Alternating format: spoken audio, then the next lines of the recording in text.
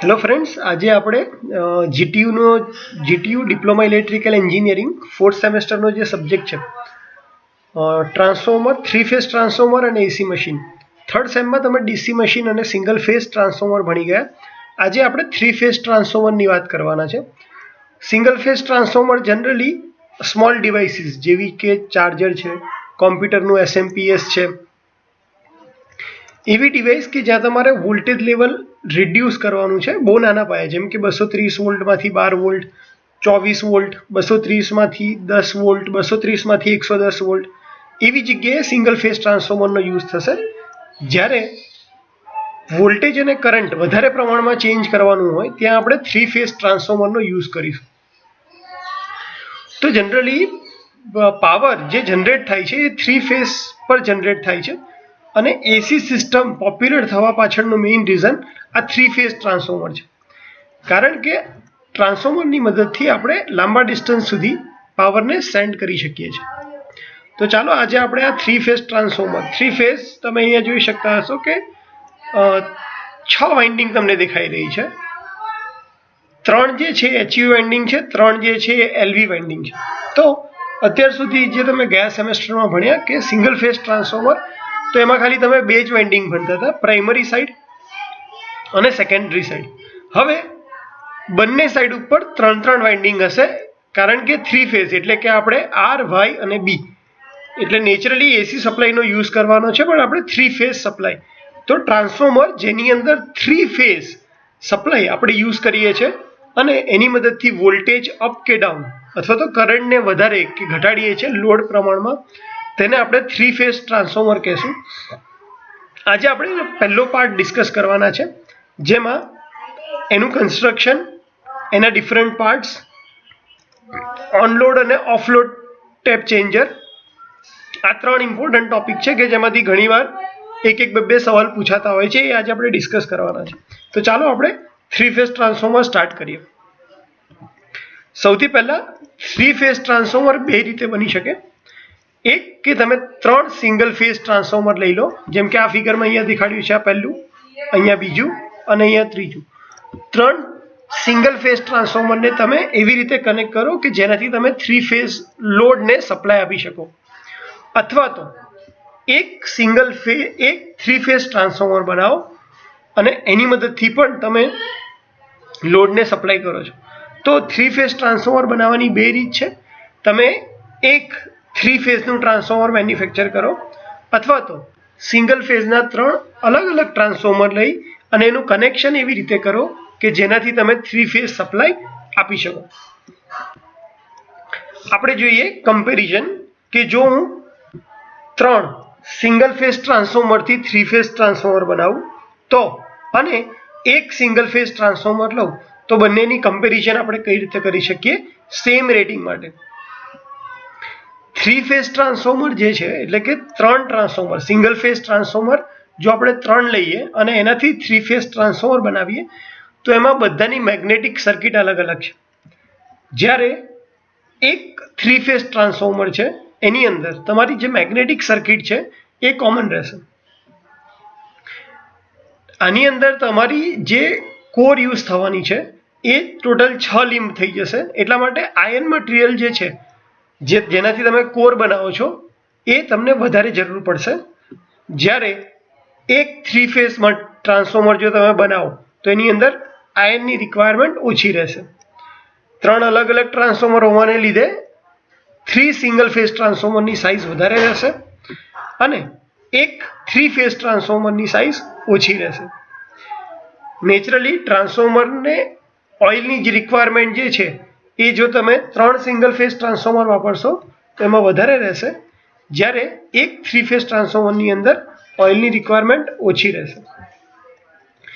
Iron losses, કારણ કે iron material વધારે વપરાય છે તો 3 સિંગલ ફેઝ ટ્રાન્સફોર્મરની અંદર આયર્ન લોસીસ વધારે થવાના છે અને એટલા માટે એની એફિશિયન્સી જે છે એ બહુ જ ઓછી હશે. જ્યારે એક થ્રી ફેઝ ટ્રાન્સફોર્મર છે એની એફિશિયન્સી વધારે હશે. લેસ ઇકોનોમિકલ, કારણ કે એની એફિશિયન્સી ઓછી છે એટલે, બટ નેચરલી આપણે કહી શકીએ કે 3 સિંગલ ફેઝ ટ્રાન્સફોર્મરથી તમે જે થ્રી ફેઝ ટ્રાન્સફોર્મર બનાવો છો એ ઇકોનોમિકલ નહીં હોય. જ્યારે એક 3 ફેઝ ટ્રાન્સફોર્મર ઇકોનોમિકલ હશે.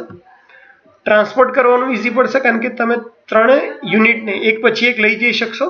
જ્યારે જે એક 3 ફેઝ ટ્રાન્સફોર્મર બનાવ્યું છે એને તમારે સાથે જ લઈ જવું પડશે, એટલા માટે એનું ટ્રાન્સપોર્ટેશન જે છે એ ડિફિકલ્ટ છે.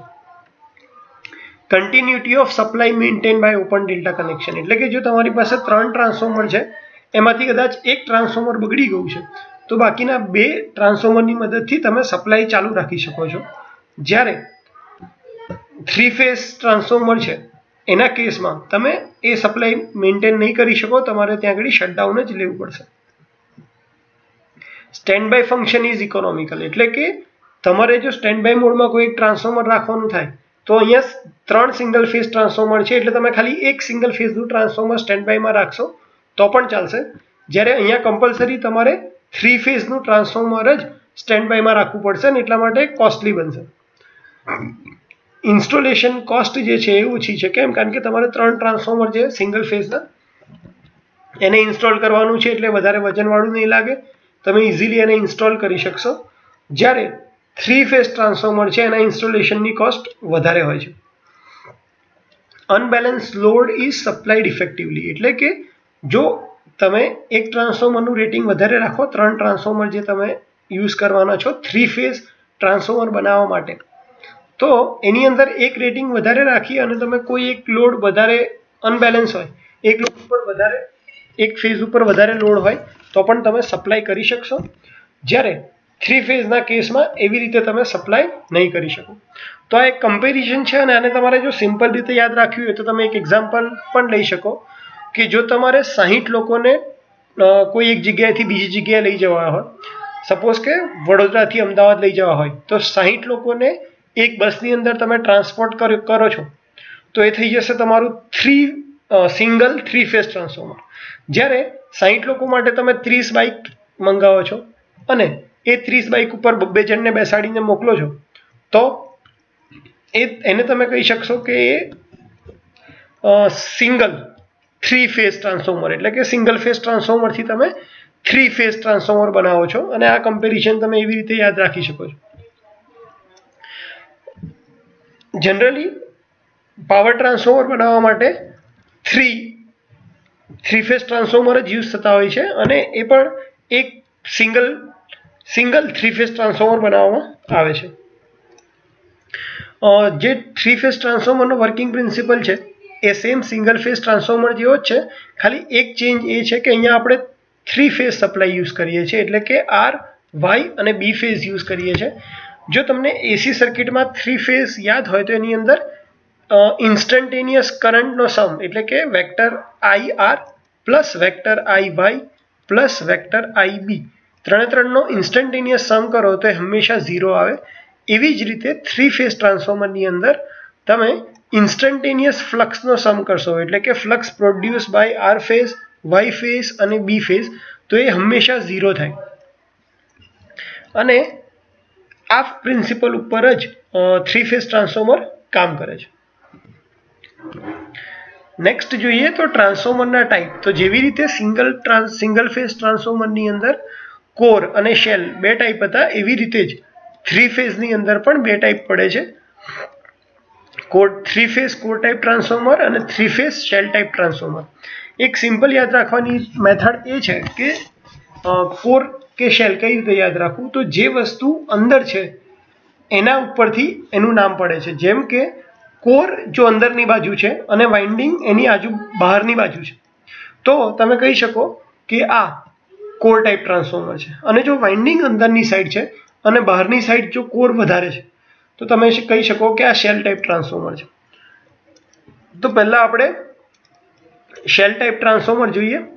અહીંયા તમને દેખાશે કે પ્રાઇમરી અને સેકન્ડરી બંને એક જ લીમ્બ ઉપર માઉન્ટ કરેલી છે. જનરલી આપણે આવું એટલા માટે કરીએ છીએ કે લીકેજ રિએક્ટન્સની વેલ્યુ ઘટાડવા માટે. જો આપણે જે રીતે બુકની અંદર સ્ટાન્ડર્ડ ફિગર આપે છે કે એક પ્રાઇમરી ઉપર ને એક સેકન્ડરી ઉપર કોઇલ વીંટાળેલી હોય કોપર વાઇન્ડિંગ, તો એની અંદર લીકેજ રિએક્ટન્સ બહુ વધારે હોય છે. એની વેલ્યુ ઘટાડવા માટે આપણે સેમ લીમ્બ ઉપર જ પ્રાઇમરી અને સેકન્ડરી રાખીએ છીએ. અને જનરલી પ્રાઇમરી આપણે કોરની નજીક, એટલે કે એલવી વાઇન્ડિંગ છે એને કોરની નજીક, અને એચયુ વાઇન્ડિંગ છે એને બહારની સાઈડ રાખીએ છીએ.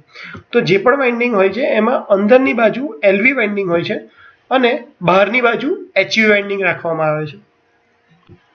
આની અંદર તમે જોઈ શકો કે શેલ ટાઈપની અંદર 5 લીંબ છે, 1 2 3 4 અને 5. એમાં જે આર વાય અને બી ફેસ છે, પ્રાઇમરી અને સેકન્ડરી, એ 3 વચ્ચેની લીંબ ઉપર રાખવામાં આવી છે અને બહારની બંને આઉટર સાઈડ જે છે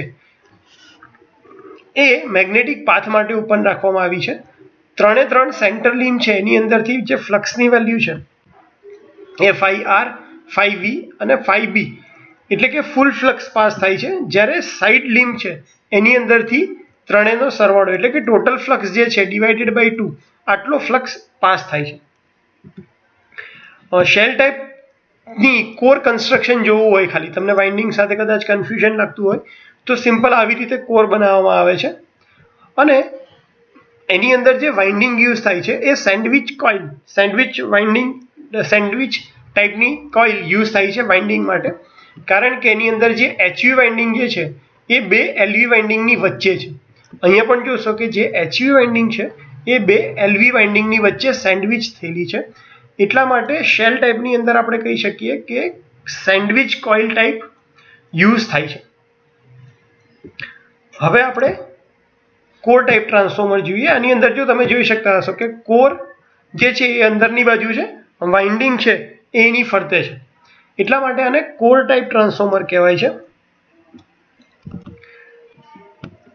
કોર ટાઈપ ટ્રાન્સફોર્મરની અંદર 3 લીંબની સંખ્યા જે છે એ 3 જ છે. જેવી રીતે શેલ ટાઈપની અંદર લીંબ આપણે જોઈ 5 લીંબ હતી, અહીંયા જે કોર છે એની અંદર તમારી પાસે 3 લીંબ છે અને ત્રણેય ઉપર તમારી પ્રાઇમરી અને સેકન્ડરી વાઇન્ડિંગ આર વાય અને બી ફેઝની રિસ્પેક્ટિવલી રાખી છે.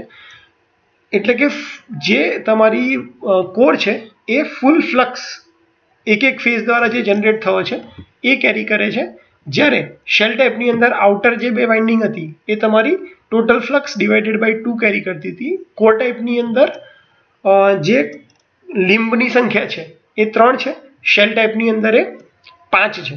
અગેન હું રિપીટ કરું કે જે ટાઈપ એટલે કે કોર જો અંદર હોય તો એ કોર ટાઈપ ટ્રાન્સફોર્મર થશે, વાઇન્ડિંગ અંદર હોય ને કોર સરાઉન્ડ કરતો હોય તો એ શેલ ટાઈપ ટ્રાન્સફોર્મર થશે.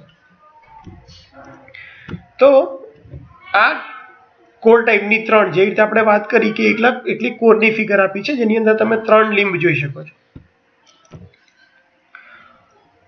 હેલિકલ વાઇન્ડિંગ કોર ટાઈપ, જેવી રીતે શેલ ટાઈપની અંદર સેન્ડવિચ વાઇન્ડિંગ યુઝ થાય છે એવી રીતે કોર ટાઈપની અંદર હેલિકલ વાઇન્ડિંગ યુઝ થાય છે. હેલિકલ શબ્દનો મિનિંગ જોઈએ તો હેલિકલ એટલે કે એકની અંદર એક, જો તમે રાઉન્ડ અંદર પાડતા જાઓ તો એને હેલિકલ શેપ કહેવાય. રાઉન્ડ શેપમાં અંદર સેન્ટર તરફ જતી હોય એવી એ શેપને હેલિકલ વાઇન્ડિંગ કહેવાય, હેલિકલ કહેવાય. તો કોર ટાઈપની અંદર જે વાઇન્ડિંગ છે એ હેલિકલ ટાઈપની છે, એટલે કે પહેલા એલવી વાઇન્ડિંગ અને એના પછી ઉપર એચયુ વાઇન્ડિંગ માઉન્ટ કરેલી હોય છે. એચયુ વાઇન્ડિંગ જનરલી બહાર રાખવાનું રીઝન એ છે કે એને ઇન્સ્યુલેશન લેવલની જે રિક્વાયરમેન્ટ હોય એ ઓછી થઈ જાય. તો ટ્રાન્સફોર્મરનો વર્કિંગ પ્રિન્સિપલ, તમે 3 ટ્રાન્સફોર્મરથી 3 ફેઝ ટ્રાન્સફોર્મર બનાવો અથવા તો એક 3 ફેઝ ટ્રાન્સફોર્મર બનાવો, એ બંને વચ્ચેની કમ્પેરિઝન, કોર ટાઈપ અને શેલ ટાઈપ ટ્રાન્સફોર્મર. આટલું જોયા પછી આપણે ટ્રાન્સફોર્મર 3 ફેઝ ટ્રાન્સફોર્મર છે એના ડિફરન્ટ પાર્ટ્સ જોઈશું અને મેજરલી આપણે જે પાર્ટ ડિસ્કસ કરવાના છે બધા પાવર ટ્રાન્સફોર્મરના છે, કારણ કે ડિસ્ટ્રીબ્યુશન ટ્રાન્સફોર્મરની અંદર પ્રોટેક્શન્સ ઓછા જોતા હોય છે. તો આપણે એવું ટ્રાન્સફોર્મર લઈએ કે જેની અંદર મેજરલી બધા પાર્ટ કવર થઈ જાય. એટલે પાવર ટ્રાન્સફોર્મરના પાર્ટ્સ તમને ખબર હોય તો ઓલરેડી તમને ડિસ્ટ્રીબ્યુશનના પાર્ટ્સ તો આવડે છે. તો ટ્રાન્સફોર્મરના પાર્ટ્સ કયા કયા છે? તો બેઝિકલી ટ્રાન્સફોર્મરના 9 પાર્ટ્સ છે. ટ્રાન્સફોર્મરની tank, conservator tank, breather, Buchholz relay, oil level indicator, temperature indicator, explosion vent, radiator અને બુશિંગ. આપણે એક કરીને આને સમજીએ. એ પહેલાં આપણે ટ્રાન્સફોર્મરની ફિગર જોઈએ. પાવર ટ્રાન્સફોર્મર જનરલી બધાએ સબસ્ટેશનમાં અથવા પોતાના સોસાયટીની બહાર ટ્રાન્સફોર્મર જોયું જશે. જનરલી સોસાયટીની બહાર જે ટ્રાન્સફોર્મર હોય છે એ ડિસ્ટ્રીબ્યુશન ટ્રાન્સફોર્મર હોય છે, પાવર ટ્રાન્સફોર્મર નથી હોતું. તો બની શકે કે આમાંથી અમુક પ્રોટેક્શન એની અંદર નહીં હોય. તો સૌથી પહેલાં વાત કરીએ આપણે ટ્રાન્સફોર્મરના મેઇન ટેન્કની. તો ટ્રાન્સફોર્મરની ટેન્કની જરૂર શું કામ પડે? તમારી કોર અને વાઇન્ડિંગ એને મૂકવા માટે. ઓલરેડી આ પાવર ટ્રાન્સફોર્મર છે જેની અંદર તમે હાઈ કરંટ અને હાઈ વોલ્ટેજ સાથે ડીલ કરવાના છો, તો તમારે એને ઓપનમાં નહીં રખાય. તમારે કોર અને વાઇન્ડિંગને મૂકવા માટે એક બોક્સની અરેન્જમેન્ટ કરવી પડશે. પ્લસ એમાં હીટિંગ વધારે થવાનું છે, તો તમારે એના માટે કુલિંગની વ્યવસ્થા કરવી પડશે. તો કોર અને વાઇન્ડિંગ બંનેને તમે જે ટેન્કમાં મૂકો છો એ છે તમારી ટ્રાન્સફોર્મર ટેન્ક. અહીંયા તમે આ ટેન્ક જોઈ શકો છો. આ ટેન્કની અંદર ટ્રાન્સફોર્મરનું કોર અને વાઇન્ડિંગ બંને છે અને એને ઓઇલથી ફિલ કરવામાં આવેલી છે. તો ટ્રાન્સફોર્મર ટેન્કનું મેઇન કામ હાઉસિંગ કરવાનું છે કોર અને વાઇન્ડિંગને, સાથે સાથે એની અંદર ઓઇલ જે ફિલ કરવાની છે અને એને એન્ક્લોઝ કરવાનું કામ કરે છે. ટ્રાન્સફોર્મર ટેન્ક પછી આપણે હવે જોઈએ કન્ઝર્વેટર. કન્ઝર્વેટરનો જો તમે મિનિંગ કાઢો તો એ એક ટાઈપની પ્રોટેક્શન અરેન્જમેન્ટ છે કે જે ઓઇલ ફ્લોને ઇઝીલી થવા દે છે. જ્યારે પણ કોઈ ઓઇલ ગરમ થાય ત્યારે લિક્વિડનો નેચર છે કે વસ્તુ ગરમ થાય ત્યારે ઉપરની સાઈડ આવે, ઠંડુ પડે ત્યારે નીચેની તરફ ફ્લો થતું હોય. તો ટ્રાન્સફોર્મરની અંદર લોડ વધારે હોવાને લીધે જ્યારે પણ કરંટ ફ્લો વધારે હશે, ટ્રાન્સફોર્મર ફૂલ લોડ ઉપર કામ કરતું હશે, ત્યારે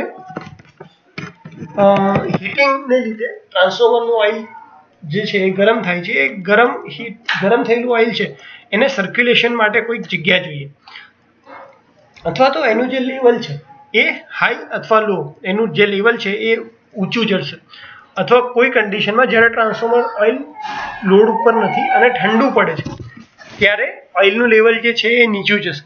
તો જો તમે આના માટે ઓઇલના સર્ક્યુલેશન માટે કોઈ જગ્યા નહીં રાખો તો બની શકે કે ટ્રાન્સફોર્મરની ટાંકી, જે ટ્રાન્સફોર્મર મેઇન ટેન્ક છે એ ફાટી અને ઓઇલ આજુબાજુ વિખેરાઈ જાય અને એનાથી અકસ્માત થવાના ચાન્સ રહે, એક્સિડન્ટ થવાના ચાન્સ રહે. એટલા માટે આપણે કન્ઝર્વેટર પ્રોવાઈડ કરીએ છીએ. તો કન્ઝર્વેટરની પોઝિશન ક્યાં હોય છે? તો ટ્રાન્સફોર્મર જે તમને દેખાય છે એના કરતાં ઉપર એક નાની બીજી ટેન્ક જેવું હોય છે, રાઉન્ડ ટેન્ક જેવું, જેની અંદર આપણે ઓઇલ અડધે સુધી ઓઇલ પૂરી રાખીએ છીએ. પ્લસ ટ્રાન્સફોર્મરની અંદર જો કોઈ બીજા ગેસ કે કંઈ ફોલ્ટ ને લીધે કોઈ ગેસ આવે તો એ પણ બધા કન્ઝર્વેટર ટેન્કની અંદર જમા થાય છે. તો મેઇન ફિગરની અંદર જો તમારે જોવું હોય કન્ઝર્વેટર ટેન્ક, તો તમને અહીંયા આ તમને કન્ઝર્વેટર ટેન્ક દેખાય છે, જે ઓઇલનું કનેક્શન મેઇન ટેન્ક સાથે કરે છે. જ્યારે પણ ઓઇલનું ટેમ્પરેચર વધે ત્યારે ઓઇલનું જે લેવલ છે એ વધઘટ કરવા માટે આપણે કન્ઝર્વેટર ટેન્કનો યુઝ કરીએ છીએ.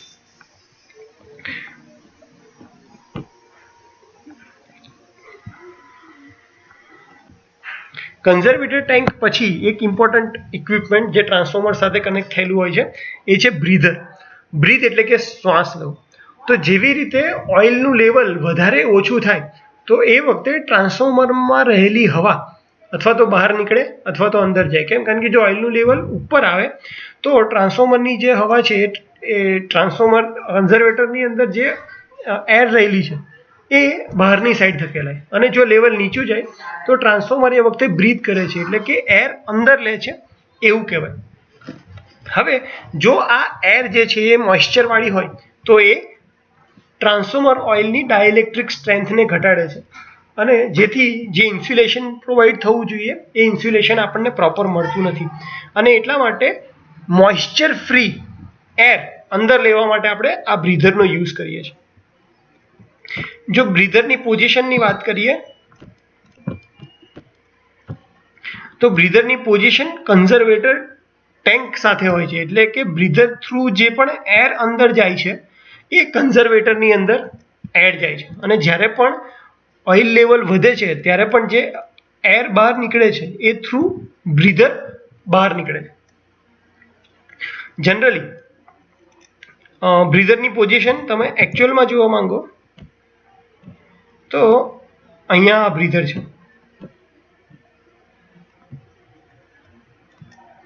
આ બ્રીધર તમે અહીંયા જોઈ શકો છો. તો બ્રીધરના મેઇન પાર્ટ્સ છે. એર જે છે જનરલી તમે બહારથી જુઓ તો તમને બ્રીધરમાં ખ્યાલ નહીં આવે કે એને જે એરને અંદર જવાનું છે એ ઓઇલમાં થઈને પાસ થાય છે. કેમ? કારણ કે જ્યારે જે સિલિકા જેલ આપણે બ્રીધરની અંદર સિલિકા જેલ ભરીએ છીએ, એ સિલિકા જેલ છે એનું કામ મોઇશ્ચરને લેવાનું છે. પણ એની પહેલાં પણ પ્રિકોશન રૂપે આપણે શું કરીએ છીએ કે એને ઓઇલમાંથી, એટલે આ જે અહીંયા તમને ગેપ દેખાય છે ત્યાંથી એર છે એ અંદર જશે, અહીંયા ઓઇલમાંથી થઈ પાસ થઈ અને પછી એ સિલિકા જેલમાંથી પાસ થશે. આ સિલિકા જેલ એનું મોઇશ્ચર લઈ લેશે અને પછી એ ટ્રાન્સફોર્મરની અંદર એટલે કે કન્ઝર્વેટર ટેન્કમાં જઈ શકશે. તો આ જનરલી બુકની અંદર કે ક્યાંય વસ્તુ મેન્શન ઓછી કરેલી હોય છે કે ઓઇલ છે એની અંદરથી પહેલાં એર પાસ થાય છે, જેથી કરીને માટી નાની નાની ધૂળના રજકણો હોય એ ઓઇલની અંદર ત્યાં ડૂબી જાય અને પછી એર અંદર દાખલ થાય અને એમાંથી જે મોઇશ્ચર છે એ સિલિકા જેલ એબ્સોર્બ કરી લે. આ જે સિલિન્ડર છે એ ટ્રાન્સપરન્ટ હોય છે, જેથી આપણે જોઈ શકીએ કે સિલિકા જેલ છે એને 3 મહિને અથવા 6 મહિને જ્યારે પણ એનો કલર ચેન્જ થાય ત્યારે બદલવાની જરૂર પડે તો તમે એને બદલી શકો. તો બ્રીધરની અંદર ખાલી તમારે આ બે વસ્તુ યાદ રાખવાની છે કે બ્રીધરનું કામ એટમોસ્ફિયરમાંથી હવા લઈ એમાંથી ડસ્ટ અને મોઇશ્ચર પાર્ટ રિમૂવ કરી અને કન્ઝર્વેટર ટેન્કને આપવાનું છે. ક્યારે? જ્યારે ટ્રાન્સફોર્મરમાં ઓઇલનું લેવલ નીચું જાય અને ટ્રાન્સફોર્મર બહારથી જે પ્રેશર ક્રિએટ થાય એના લીધે બહારથી હવા જે શક કરે, અંદર હવા ખેંચે, એ ફંક્શનને આપણે બ્રીધર કહેશું. તો કન્ઝર્વેટર ટેન્કની વાત થઈ ગઈ, બ્રીધરની વાત થઈ ગઈ. હવે આપણે વાત કરીએ બુકોઝ રિલેની. તો જો બુકોઝ રિલેનું તમે પોઝિશન જુઓ તો બુકોઝ રિલે કન્ઝર્વેટર ટેન્ક અને ટ્રાન્સફોર્મર ટેન્ક આ બંનેની વચ્ચે આવેલી છે. એટલે કે મેઇન ટેન્કમાંથી જ્યારે પણ ઓઇલ કન્ઝર્વેટર ટેન્ક તરફ જાય તો એને બુકોઝ રિલેમાંથી થઈને જવું પડે. તો બુકોઝ રિલેનું મેઇન કામ શું છે? તો ટ્રાન્સફોર્મરના ઇન્ટરનલ ફોલ્ટ સામે, ટ્રાન્સફોર્મરમાં જ્યારે ઇન્ટરનલ ફોલ્ટ થાય છે, અંદરના પાર્ટમાં વાઇન્ડિંગમાં કોઈ પણ જાતનો જ્યારે ઇન્ટરનલ ફોલ્ટ થાય છે ત્યારે એનું ટેમ્પરેચર બહુ જ વધી જાય છે. એ ટેમ્પરેચર વધી જવાથી અંદર ગેસ ક્રિએટ થાય છે અને ઓઇલ જે છે એનું જે રોટેશન છે એ બહુ સ્પીડમાં થવા લાગે. તો જ્યારે પણ આવા ઇન્ટરનલ ફોલ્ટ થાય છે એના માટે સિગ્નલ આપવાનું કામ જે છે એ બુકોઝ રિલેનું છે. તો આ બુકોઝ રિલેની પોઝિશન કન્ઝર્વેટર ટેન્ક અને ટ્રાન્સફોર્મર ટેન્કની વચ્ચે છે અને એ ઇન્ટરનલ ફોલ્ટ છે એની સામે પ્રોટેક્શન આપવાનું કામ કરે છે. કઈ રીતે કામ કરે છે, એનું ફંક્શનિંગ કઈ રીતે છે એ આપણે હવે જોઈએ. તો આ બુકોઝ રિલેની પોઝિશન દેખાડી છે કન્ઝર્વેટર અને ટ્રાન્સફોર્મર ટેન્કની વચ્ચે, અને જે તમારો પાઇપ જે છે જે કન્ઝર્વેટર અને ટ્રાન્સફોર્મરને જોડે છે એ પાઇપ પર 9.5 ડિગ્રીના એંગલ ઉપર બુકોઝ રિલેને આપણે સેટ કરીએ છીએ. જે પાઇપનું ઇન્ક્લિનેશન હોય છે 9.5 ડિગ્રી છે. આ છે બુકોઝ રિલેના ડિફરન્ટ પાર્ટ. અહીંયા તમે જોઈ શકશો કે આ ટ્રાન્સફોર્મર ટેન્કમાંથી ઓઇલ આવે છે, અહીંયા કન્ઝર્વેટર ટેન્કમાં ઓઇલ જઈ રહ્યું છે અને વચ્ચે તમારો બુકોઝ રિલે છે. અહીંયા તમને બે સ્વિચ દેખાતી હશે. એ બે સ્વિચ એ એલાર્મ સર્કિટ છે. એલાર્મ સર્કિટ એ મર્ક્યુરી સ્વિચની બનેલી હોય છે અને બંને ફ્લોટિંગ પોઝિશનમાં છે. અહીંયા જોશો તો ફ્લેપ વાલ્વ છે, એટલે કે જ્યારે પણ ઓઇલ અહીંયાથી હાઈ પ્રેશરવાળું ઓઇલ જે હશે એ કન્ઝર્વેટર ટેન્ક બાજુ જવા ટ્રાય કરશે ત્યારે એને આ ફ્લેપ વાલ્વને મૂવ કરવો પડશે. અને આ ક્યારે થશે? જ્યારે ફોલ્ટ બહુ વધારે મોટો હશે ત્યારે. જ્યારે નાનો કોઈ ફોલ્ટ થયો હશે ત્યારે શું થશે કે જે પણ ગેસ પ્રોડ્યુસ થશે એ બધા જ ગેસ ટ્રાન્સફોર્મર ટેન્કમાંથી આવી અને અહીંયા ઓઇલ થ્રુ થઈ અને આ બુકોઝ રિલેની અંદર એન્ટર થશે. ગેસ હોવાને લીધે એ અહીંયા ઉપરના ભાગમાં જમા થશે.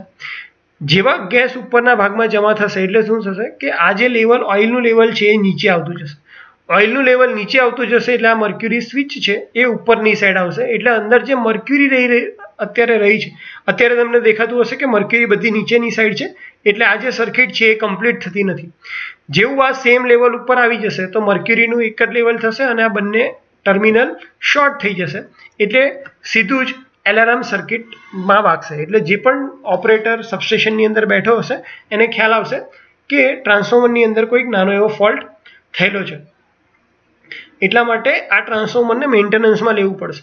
પણ ધારો કે કોઈ વધારે ફોલ્ટ થયો છે અને એ સિવિયર છે, ઓપરેટર પોતાનું કામ કરે એની પહેલાં જ આ ફોલ્ટ એકદમ વધી જાય તો ટ્રાન્સફોર્મરને વધારે નુકસાન થઈ શકે.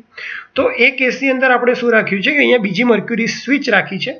જો તમારો ટ્રાન્સફોર્મરની અંદર ઓઇલનો ફ્લો બહુ જ વધી જાય, આવું થવાની શક્યતા ક્યારે છે? જ્યારે ટ્રાન્સફોર્મર ઓઇલનું ટેમ્પરેચર બહુ જ વધી જાય. અને એ ક્યારે થશે? જ્યારે ફોલ્ટ બહુ મેજર હોય. તો એ વખતે ઓઇલનો ફ્લો બહુ જ વધારે થશે, જે આ ફ્લેપ વાલ્વને ગતિ આપશે આગળની સાઈડ. એટલે આ જે મર્ક્યુરી સ્વિચ છે એ ઉપરની બાજુ થશે, એ ઉપરની બાજુ ફ્લો થશે તો આ બંને કોન્ટેક્ટ શોર્ટ થશે અને ડાયરેક્ટ ટ્રીપ સર્કિટ એટલે કે ટ્રાન્સફોર્મરની સાથે જે સર્કિટ બ્રેકર હશે એને ટ્રીપનો કમાન્ડ આપશે અને ટ્રાન્સફોર્મર જે છે એ સર્વિસમાંથી નીકળી જશે. તો બુકોઝ રિલે છે એનું કામ બહુ જ ઇમ્પોર્ટન્ટ છે કે જે ટ્રાન્સફોર્મરને ઇન્ટરનલ ફોલ્ટ સામે રક્ષણ આપે છે. એ બે પ્રકારની વોર્નિંગ આપે છે. પહેલી વોર્નિંગ કે ઇન્ટરનલ ફોલ્ટ નાનો છે, જ્યારે બીજી વોર્નિંગ વખતે એ ટ્રાન્સફોર્મરને સર્કિટમાંથી ટ્રીપ કરી દેશે સર્કિટ બ્રેકરની મદદથી. બંને જે સ્વિચ છે એ મર્ક્યુરીની બનેલી છે અને ફ્લોટિંગ, આપણે જે આ ફ્લોટ વન કેટલા માટે કીધું છે કે મર્ક્યુરી જે છે એ ફ્લોટિંગ થતું હોય. અત્યારે એનો એંગલ આવો છે જેથી કરીને આ સર્કિટ ક્લોઝ થતી નથી. જેવું ગેસ અહીંયા ભરાશે, ઓઇલ લેવલ નીચે જશે, આ મર્ક્યુરી સ્વિચ ઉપર આવશે, મર્ક્યુરી સેમ લેવલ પર થઈ જશે તો સર્કિટ શોર્ટ થશે અને એલાર્મ વાગશે. તો આ બુકોઝ રિલેનું ફંક્શન છે. અહીંયા પણ સેમ બુકોઝ રિલે જ દેખાડ્યું છે. એક વાત કરવાનું ભૂલી ગયો કે આ બુકોઝ રિલેને ગેસ ઓપરેટેડ રિલે પણ કહેવાય છે. કેમ કે જ્યારે પણ આવા નાના નાના ફોલ્ટને લીધે કન્ટિન્યુઅસ ગેસ અહીંયા ઉપરના ભાગમાં જમા થયા કરે છે, આ ઉપરના ભાગમાં કન્ટિન્યુઅસલી ગેસ જમા થાય છે અને આ ગેસના લીધે આ સર્કિટ ટ્રીપ થાય છે અને એટલા માટે એને ગેસ ઓપરેટેડ રિલે બી કહેવાય છે. તમારે જો ફોલ્ટ એનાલિસિસ કરવું હોય કે ભાઈ કયા ટાઈપનો ફોલ્ટ થયો હતો તો એના માટે તમે જે ગેસનું સેમ્પલ હોય એ અહીંયાથી પણ લઈ શકો છો અને સમયાંતરે તમારે ટાઈમ ટુ ટાઈમ અહીંયા રિલીઝ સ્કોપ જે આપ્યો છે એની મદદથી તમે એને જે ગેસનું પ્રેશર જે અહીંયા મેઇન ગેસ બિલ્ડઅપ થયો હોય એને રિલીઝ પણ કરી શકો છો. અહીંયા જ્યારે તમારે ટ્રાન્સફોર્મરનું મેન્ટેનન્સ કરવાનું હોય ત્યારે તમે જોઈ શકો છો કે નીચેનો જે ઓઇલનો પોર્શન છે આ એક લાઇનમાં નથી, તો તમે ઓઇલને ડ્રેન કરવા માટે અહીંયા ડ્રેન વાલ્વનો પણ યુઝ કરી શકો છો. તો આ બુકોઝ રિલે હતું જેનું કામ ઇન્ટરનલ ફોલ્ટ સામે પ્રોટેક્શન આપવાનું હતું. ઓઇલનું ટેસ્ટિંગ કરવા માટે જે તમે ઓઇલનું સેમ્પલ છે એ પણ તમે આ જે ડ્રેન કોક છે ત્યાંથી લઈ શકો છો. એકચ્યુઅલમાં બુકોઝ રિલે આવો દેખાય છે. આ જે હશે ટ્રાન્સફોર્મર ટેન્ક સાઈડ હશે અને અહીંયાથી જે પોર્શન આવે છે એ કન્ઝર્વેટર ટેન્ક સાઈડ હશે. ઉપરનો જે ચેમ્બર તમને દેખાય છે આ ગેસ માટે છે અને અહીંયા ગેસ રિલીઝ માટે છે. તમે સેમ્પલ અહીંયાથી પણ લઈ શકો છો. હવે જે બીજા પાર્ટ્સની વાત છે જેમ કે ઓઇલ લેવલ ઇન્ડિકેટર છે, ટેમ્પરેચર ઇન્ડિકેટર છે, એક્સપ્લોઝન વેન્ટ છે અને રેડિએટર, એના વિશે વાત કરીએ. તો આ ટ્રાન્સફોર્મરની અંદર તમને ઓઇલ લેવલ ઇન્ડિકેટરની વાત કરીએ તો ઓઇલ લેવલ ઇન્ડિકેટર અહીંયા તમને જે દેખાઈ રહ્યું છે, અહીંયા ટેમ્પરેચર ઇન્ડિકેટર દેખાઈ રહ્યું છે. ઓઇલ લેવલ ઇન્ડિકેટરની જરૂર શું કામ પડે? તો ટ્રાન્સફોર્મરની અંદર જ્યારે ઓઇલનું ટેમ્પરેચર વધી જાય એ થવાનું એક જ રીઝન છે કે ટ્રાન્સફોર્મરની અંદર કોઈ ફોલ્ટ થયો છે અથવા તો કન્ટિન્યુઅસ ઓવરહીટ ઓવરલોડમાં ચાલી રહ્યું છે જેથી કરંટ વધારે હોવાને લીધે ટ્રાન્સફોર્મરની અંદર ઓઇલનું ટેમ્પરેચર વધી રહ્યું છે. જો આ ટેમ્પરેચર બહુ જ વધી જાય તો ટ્રાન્સફોર્મર ટેન્ક ફાટી અને એક્સિડન્ટ થવાના ચાન્સીસ રહે છે. એટલા માટે આપણે ઓઇલ લેવલને કન્ટિન્યુઅસલી મોનિટર કરવું પડે અને એટલા માટે દરેક ટ્રાન્સફોર્મર, પાવર ટ્રાન્સફોર્મર ઉપર ઓઇલ લેવલ ઇન્ડિકેટર હોય છે, ડિસ્ટ્રીબ્યુશન ટ્રાન્સફોર્મર ઉપર પણ. ટેમ્પરેચર ઇન્ડિકેટરની વાત કરીએ તો ટ્રાન્સફોર્મરની અંદર બે ટેમ્પરેચર ઇન્ડિકેટરની જરૂર પડે છે. એક વાઇન્ડિંગનું ટેમ્પરેચર ઇન્ડિકેટર, એક ઓઇલનું temperature indicator. Oil level indicator જે છે એ ટ્રાન્સફોર્મરમાં ઓઇલનું લેવલ ઘટી નથી ગયું કે બરાબર તો છે કે નહીં, તો ઓઇલ લેવલ દેખાડે છે. સોરી, આપણે જે પહેલાં ડિસ્કસ કર્યું એ ટેમ્પરેચર વિશે કરી દીધું, પણ ઓઇલ લેવલ એટલે કે ટ્રાન્સફોર્મરમાં ઓઇલનું લેવલ કેટલું છે એ જે ઇન્ડિકેટ કરે છે એ તમારું ઓઇલ લેવલ ઇન્ડિકેટર છે. અને ટેમ્પરેચર ઇન્ડિકેટરમાં બે ઇન્ડિકેટર છે, એક ઓઇલ લેવલ ઓઇલનું ટેમ્પરેચર ઇન્ડિકેટર અને બીજું વાઇન્ડિંગનું ટેમ્પરેચર ઇન્ડિકેટર. કારણ કે વાઇન્ડિંગમાંથી જ વધારે કરંટ પાસ થવાનો છે, તો હીટ ત્યાં જ વધારે થવાની છે, અને એટલા માટે આપણે વાઇન્ડિંગનું ટેમ્પરેચર અને ઓઇલનું ટેમ્પરેચર મોનિટર કરતા રહેવું પડે, જેથી કરીને આપણે અંદર જે સિચ્યુએશન છે ટ્રાન્સફોર્મર ટેન્કમાં એ તમને ખ્યાલ આવે. તો આ બંને ઇન્ડિકેટરનું કામ ટેમ્પરેચર ઇન્ડિકેટ કરવાનું છે, ઓઇલ લેવલનું કામ ટ્રાન્સફોર્મરની અંદર ઓઇલનું લેવલ કેટલું છે એ ઇન્ડિકેટ કરવાનું છે. એક્સપ્લોઝન વેન્ટ, અહીંયા તમને જે દેખાય છે આ એક્સપ્લોઝન વેન્ટ છે. અહીંયા તમને જે દેખાય છે આ ફિગરમાં એ પણ એક્સપ્લોઝન વેન્ટ છે. એક્સપ્લોઝન વેન્ટનું કામ શું છે? જ્યારે પણ ટ્રાન્સફોર્મરમાં બહુ મેજર ફોલ્ટ થયો, અચાનક જ પ્રેશર વધી ગયું, તો ટ્રાન્સફોર્મર ટેન્ક ફાટવાની જગ્યાએ આ જે એક્સપ્લોઝન વેન્ટ છે એ ફાટે. એની અંદર ડાયાફ્રામ હોય છે, તો ડાયાફ્રામ ફાટી જાય અને જે ઓઇલની અંદર જે વધારે પ્રેશર ક્રિએટ થયું છે એ બધું અહીંયાથી નીકળી જાય અને ટ્રાન્સફોર્મર ટેન્કને જે ડેમેજ થવાનું હોય કે વાઇન્ડિંગને ડેમેજ થવાનું હોય એને પ્રિવેન્ટ કરવા માટે આપણે એક્સપ્લોઝન વેન્ટ રાખીએ છીએ. નેક્સ્ટ છે રેડિએટર. ટ્રાન્સફોર્મરને કન્ટિન્યુઅસ ઓઇલ જે છે એને તમારે ઠંડુ કરતું રહેવું પડે. ઠંડુ કરવા માટે એને કન્ટિન્યુઅસ સર્ક્યુલેશનમાં રાખવું પડે. તો સર્ક્યુલેશનનો એરિયા વધારવા માટે આપણે આ રેડિએટરનો યુઝ કરીએ છીએ. અહીંયા ટ્રાન્સફોર્મરમાં તમને જે દેખાય છે આ એના રેડિએટર્સ છે, અને રેડિએટર્સનું કામ ટ્રાન્સફોર્મરને જે ઓઇલ છે એને સર્ક્યુલેશન આપવાનું છે, જેથી કરીને એ ટેમ્પરેચરને ઓઇલ જે ટેમ્પરેચર છે એને કૂલ કરી શકે. પ્લસ રેડિએટર્સ જેટલા પણ છે એ કન્ટિન્યુઅસલી એટમોસ્ફિયરના કોન્ટેક્ટમાં છે, તો ઓઇલ જે સર્ક્યુલેટ થાય છે એનું જે ટેમ્પરેચર છે એ રેડિએટર્સની ધાતુ પર આવશે અને ત્યાંથી બાય રેડિયેશન એટમોસ્ફિયરની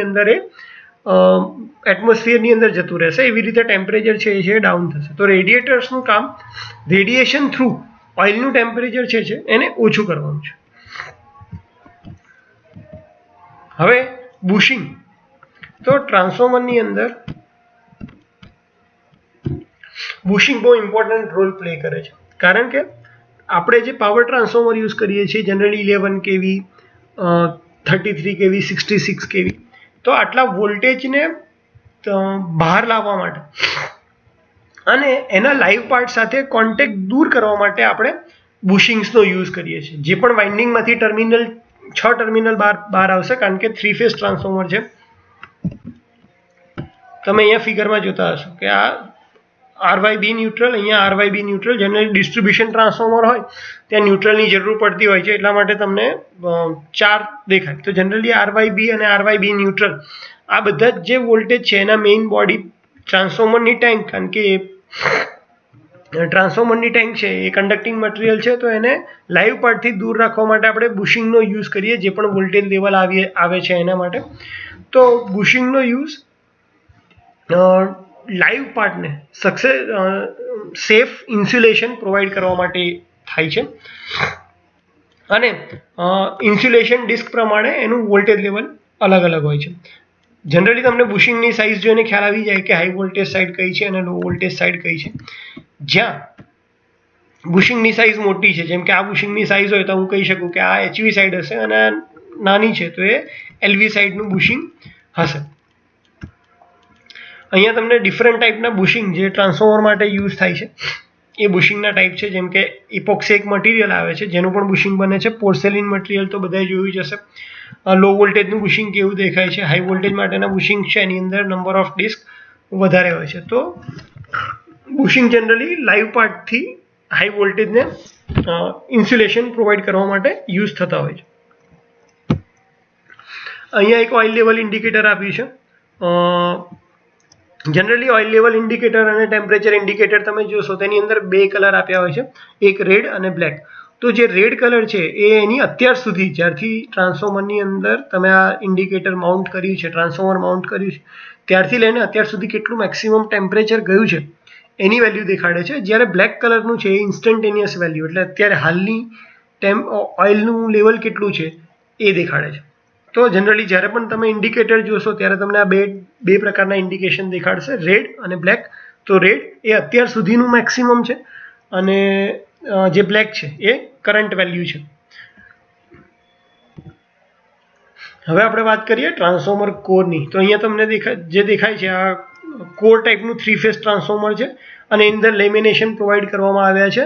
ઓલરેડી લેમિનેશન આપણે હિસ્ટેરિસિસ અને એડી કરંટ લોસ વખતે ડિસ્કસ કરી ગયા હતા કે ટ્રાન્સફોર્મરની અંદર જે કોન્સ્ટન્ટ લોસીસ છે જેને કોર લોસીસ કહેવાય, તો એ દૂર કરવા માટે તમારે સ્ટેમ્પિંગ કરવા પડે, એને લેમિનેટ કરવા પડે. તો ટ્રાન્સફોર્મર કોર લેમિનેટેડ થઈને બનેલો હોય છે આવી રીતે. આ એક બીજો એક પિક્ચર છે જે તમને ક્લિયર કટ આઈડિયા આપે કે ભાઈ લેમિનેશન્સ થઈ અને છેલ્લે એને આ રીતે બાઉન્ડ કરીને રાખ્યા છે. અને અહીંયા જે વચ્ચે ખાલી ભાગ તમને દેખાય છે, અહીંયા 3 ફેઝની એક વાઇન્ડિંગ્સ આવશે. આ ટ્રાન્સફોર્મર બની ગયા પછીનું પિક્ચર છે કે વાઇન્ડિંગ જ્યારે તમે ટ્રાન્સફોર્મર ઉપર લગાવી દો છો, જે તમે કોર અત્યારે જોયો તો એની ઉપર હવે એલવી વાઇન્ડિંગ અને બહારની સાઈડ એચવી વાઇન્ડિંગ લાગી ગઈ છે. એટલે તમારું ટ્રાન્સફોર્મરની કોર અને વાઇન્ડિંગ રેડી છે. અને આ આખા પોર્શનને હવે આપણે ટેન્કમાં મૂકી અને ઓઇલની અંદર ફિલ કરશું. તો અત્યારે હવે આપણે હમણાં જે ડિસ્કસ કર્યું એ હતા ટ્રાન્સફોર્મરના ડિફરન્ટ પાર્ટ અને એનું ફંક્શન. આપણને એક ટ્રાન્સફોર્મર કોર અને વાઇન્ડિંગ સાથે જે બનેલું છે એનો ફોટોગ્રાફ છે. હવે ટ્રાન્સફોર્મરનું એક બીજું ઇમ્પોર્ટન્ટ પોર્શન જે છે on tap changer. Generally tap changer કોને કહેવાય? તો તમને ખ્યાલ હશે કે જ્યારે પણ તમે ટ્રાન્સફોર્મરને લોંગ ડિસ્ટન્સ ટ્રાન્સફોર્મરની મદદથી વોલ્ટેજને લાંબા ડિસ્ટન્સ સુધી ફ્લો કરાવો છો ત્યારે એની અંદર વોલ્ટેજ ડ્રોપ થાય છે. અને જો કન્ઝ્યુમરને સફિશિયન્ટ વોલ્ટેજ નહીં મળે તો એના ઇક્વિપમેન્ટ બરાબર ચાલશે નહીં. આ વોલ્ટેજ સફિશિયન્ટ મળે એના માટે ઘણીવાર તમારે વોલ્ટેજ નું લેવલ વધારવું પડે. તો આ વોલ્ટેજના લેવલને વધારવા માટે આપણે ટેપ ચેન્જરનો યુઝ કરીએ છીએ. ટેપ ચેન્જર બે ટાઈપના આવે છે, એક છે ઓન લોડ ટેપ ચેન્જર અને બીજું છે off load tap changer. Off load tap changer એટલે જ્યારે ટ્રાન્સફોર્મર ઉપર લોડ નથી ત્યારે તમે ટેપિંગની મદદથી વોલ્ટેજની વેલ્યુ વધારો અથવા ઘટાડો છો. ઓન લોડ ટેપ ચેન્જર એટલે જ્યારે ટ્રાન્સફોર્મર ઉપર લોડ છે ત્યારે તમે ટેપિંગની મદદથી વોલ્ટેજની વેલ્યુ વધારો અથવા ઘટાડો છો. ટેપ ચેન્જરનો સિમ્પલ કન્સેપ્ટની વાત કરીએ તો ટ્રાન્સફોર્મરનો જે વોલ્ટેજ જનરેટ થાય છે એ ડાયરેક્ટલી ડિપેન્ડ કરે છે એના નંબર ઓફ ટર્ન્સ ઉપર. તો અહીંયા તમને દેખાય કે આ નંબર ઓફ ટર્ન્સ જેટલા વધારે એટલો વોલ્ટેજ વધારે, જેટલા નંબર ઓફ ટર્ન્સ ઓછા એટલો વોલ્ટેજ ઓછો. ટેપ ચેન્જર હંમેશા એચવી સાઈડ ઉપર જ પ્રોવાઈડ કરવામાં આવે છે. એની પાછળ ઘણા રીઝન છે જે આપણે આગળ ડિસ્કસ કરશું આગળની સ્લાઇડમાં. પહેલાં આપણે ઓન લોડ ટેપ ચેન્જરનું ફંક્શન જોઈ લઈએ. તો જ્યારે પણ મારે ટ્રાન્સફોર્મર ઉપર લોડ ઓન છે અને ટેપ ચેન્જરનો યુઝ કરવો છે એટલે કે વોલ્ટેજ વધારવો છે તો ઘટાડવો છે, તો કઈ રીતે આપણે કરી શકીએ? તો સૌથી પહેલાં તમે અહીંયા જોઈ શકશો કે આપણે અહીંયા રેઝિસ્ટન્સ બે મૂક્યા છે બંને સાઈડ એક એક. કેમ? કારણ કે તમારા જે ટેપિંગ્સ છે, આ જે તમારી હાઈ વોલ્ટેજ વાઇન્ડિંગ છે અને એના ટેપિંગ્સ છે. જો હું 4 અને 3 આ જે છે આ ટેપિંગ્સ મારે 4 માંથી 3 ઉપર લઈ જવું છે એવું નથી કે આ બંનેમાંથી એક સાથે. તમે એકલા 4 માંથી ટેપિંગ કરી શકો અથવા એકલા 3 માંથી ટેપિંગ કરી શકો. કારણ કે જેટલી પણ વોલ્ટેજની વેલ્યુ તમારે લેવાની છે એ પ્રમાણે એટ એ ટાઈમ એક જ નંબરનું ટેપિંગ કનેક્ટ થયેલું હોવું જોઈએ. તો આ જે પોઝિશન આપી છે એકચ્યુઅલી આ વખતે અહીંયા 3 નંબર જે હશે એ ઓપન હશે. આખું ઓપરેશન ધારો કે ધ્યાનથી સમજીએ તો 6 નંબર ઉપર પહેલા ટેપિંગ હતું, અથવા તો અહીંયા જે આની અંદર એક્ઝામ્પલ આપ્યું છે એ જ રાખીએ કે 4 નંબર ઉપર ટેપિંગ હતું અને તમારે એને 3 નંબર ઉપર કરવું છે. કેમ? કારણ કે આટલા ટર્ન્સ તમે વધારશો તો એટલો વોલ્ટેજ વધી જશે. જ્યારે 4 નંબર ઉપર ટેપિંગ હશે ત્યારે આ 3 નંબર જે છે એ ઓપન હશે અને જે પણ કરંટની વેલ્યુ ફ્લો થાય છે એ આર ફેઝમાં થઈ આ 4 નંબરની અંદર થઈ અને આ A1 સ્વિચ હશે જે ક્લોઝ હશે એના થ્રુ થઈ અને જતું હશે. એ વખતે B1 ઓપન હશે, B2 ઓપન હશે અને A2 ઓપન હશે. હવે જ્યારે તમારે આ પોઝિશન 4 માંથી 3 નંબર ઉપર એટલે કે વોલ્ટેજની વેલ્યુ વધારવી છે તો જ્યારે તમે ઓન લોડ ટેપ ચેન્જ કરશો ત્યારે શું થશે? કરંટની વેલ્યુ ઇન્સ્ટન્ટેનિયસલી વધી જવાના ચાન્સીસ છે, જેને લિમિટ કરવા માટે આપણે R1 અને R2 બંને સાઈડ એક એક રેઝિસ્ટન્સ રાખ્યા છે. તો સૌથી પહેલાં જ્યારે હું 4 નંબર ઉપરથી 3 નંબર ઉપર આ ટેપિંગ લઈ જઈશ એ વખતે હું શું કરીશ? સૌથી પહેલાં તો હું A1ની સ્વિચ ઓલરેડી અત્યારે ઓન છે B1 ની સ્વિચ પણ ક્લોઝ કરીશ.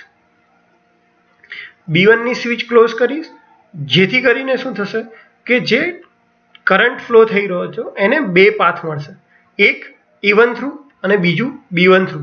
પણ A1 ની અંદર શોર્ટ સર્કિટ છે એટલે બધો કરંટ અહીંયાથી જ ફ્લો થતો હશે.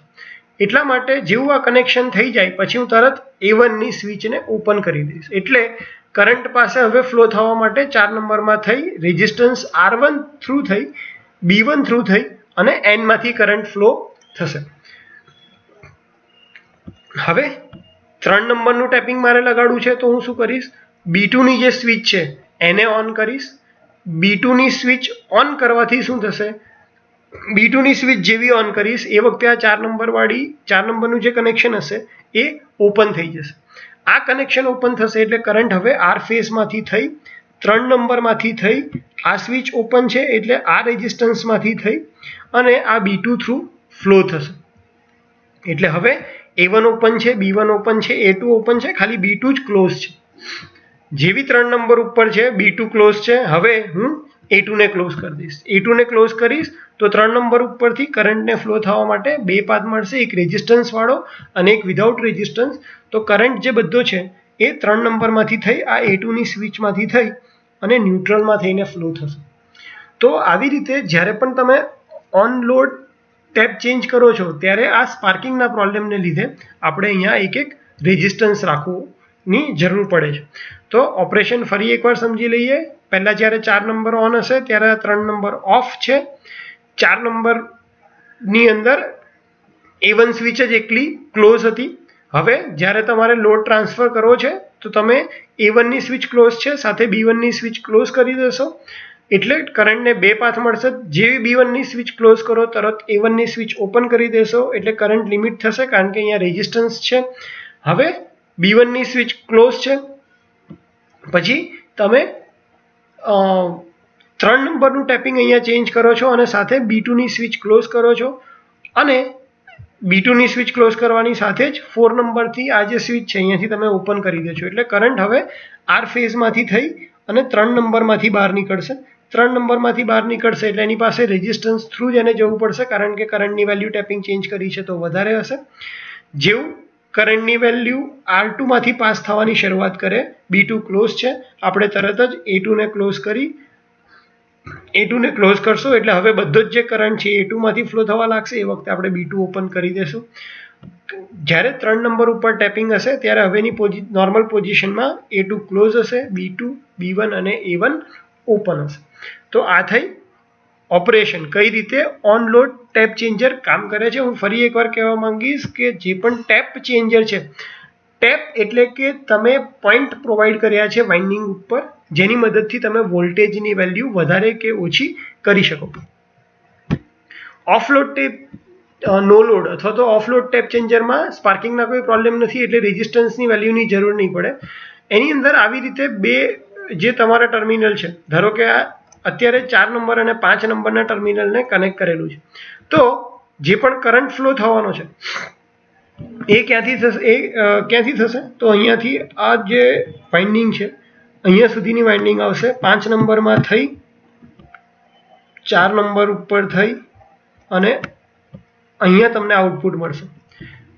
તો એટલા વોલ્ટેજ જેમ જેમ તમે આ એની પોઝિશન જે છે આ તમે ચેન્જ કરતા જશો એવી રીતે વોલ્ટેજની વેલ્યુ ચેન્જ થતી જશે.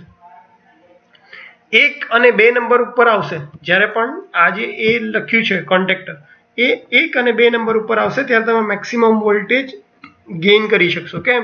કારણ કે એ વખતે કરંટ ફૂલ વાઇન્ડિંગમાંથી પાસ થઈ 1 અને 2 ને શોર્ટ કરી અને આખી વાઇન્ડિંગમાંથી પાસ થશે. તો 1 અને 2 ઉપર મેક્સિમમ અને 7 અને 8 ઉપર તમારો મિનિમમ વોલ્ટેજ પ્રોડ્યુસ થશે. ઓફલાઈનની અંદર તમારી પાસે કરંટ નથી એટલે જે ટેપ ચેન્જર છે એ ઇઝીલી કામ કરી શકશે. નેક્સ્ટ વાત કરીએ કે ટેપ ચેન્જર, આ ક્વેશ્ચન ઘણીવાર પૂછાતો હોય છે કે ટેપ ચેન્જર હંમેશા HV સાઇડ ઉપર જ કેમ પ્રોવાઈડ કરે છે. તો સૌથી પહેલી વાત કે જ્યારે પણ તમારે ફાઇન વોલ્ટેજ રેગ્યુલેશન એટલે કે વોલ્ટેજની જે વેલ્યુ તમારે ચેન્જ કરવી છે એ તમારે પરફેક્ટ ચેન્જ કરવી હોય, પ્રિસાઇઝ ચેન્જ કરવી હોય તો HV સાઇડ ઉપર રાખવાથી તમને બેનિફિટ એ થશે કે HV સાઇડ ઉપર નંબર ઓફ ટર્ન્સ વધારે છે. નંબર ઓફ ટર્ન્સ વધારે છે તો ત્યાં તમે ટેપિંગ ઇઝીલી કરી શકશો. ટેપિંગ ઇઝીલી કરી શકશો તો તમે વોલ્ટેજની વેલ્યુ ફાઇન રીતે વધતી ઓછી કરી શકશો.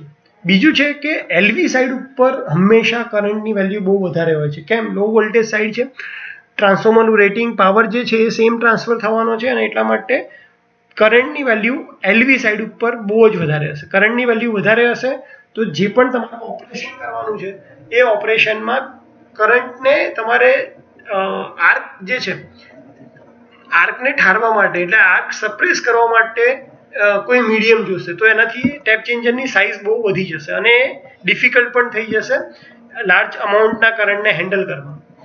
પ્લસ HV વાઇન્ડિંગ જે છે એ હંમેશા આપણે કન્સ્ટ્રક્શન વખતે વાત કરી કે LV વાઇન્ડિંગ કોરની નજીક હોય છે, HV વાઇન્ડિંગ બહારની સાઈડ હોય છે. તો જે વાઇન્ડિંગ બહાર હોય ત્યાં આગળ ટેપિંગ લેવાનું બહુ ઇઝી પડે.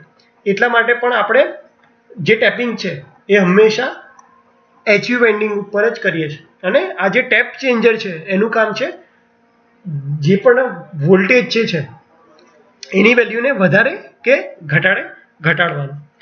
તો આ સાથે આપણે ટ્રાન્સફોર્મર જે 3 ફેઝ ટ્રાન્સફોર્મર જે છે એનું બેઝિક ડિસ્કશન આપણે કમ્પ્લીટ કર્યું, જેમ કે વર્કિંગ પ્રિન્સિપલ શું છે, ટ્રાન્સફોર્મર કઈ રીતે બને, એટલે કે તમે 3 સિંગલ ફેઝ ટ્રાન્સફોર્મર લઈને પણ 3 ફેઝ ટ્રાન્સફોર્મર બનાવી શકો અને એકલું 3 ફેઝ ટ્રાન્સફોર્મર પણ બનાવી શકો.